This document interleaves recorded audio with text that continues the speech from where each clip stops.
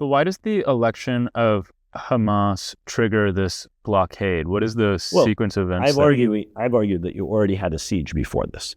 I've argued this goes back to the 1990s. The encirclement and the sealing off of Gaza, the establishment of checkpoints, Erez, and all of that is from the late 90s. The elections, 2006. So we've had 8 or 9 years of this going on. More than 8 or 9 years. What am I talking about? Over 10 years of this going on before Hamas is elected it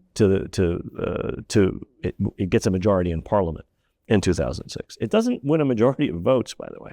It wins about 44% of the votes. But Fatah has split, and so they get a majority of the seats.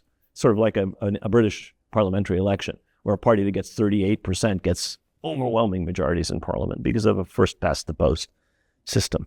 So they win the election.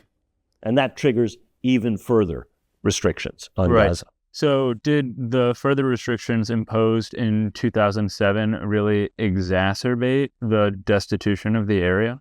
It did, ironically, thanks to smuggling tunnels. Ironically, thanks to a policy that was decided upon by a variety of Israeli governments, which in fact reinforced the Hamas government in Gaza by allowing Qatari and other money to come in.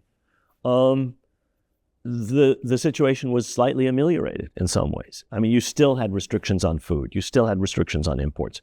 You still had Israeli controls. You still had periodic Israeli attacks on Gaza in response to rocket fire or other actions.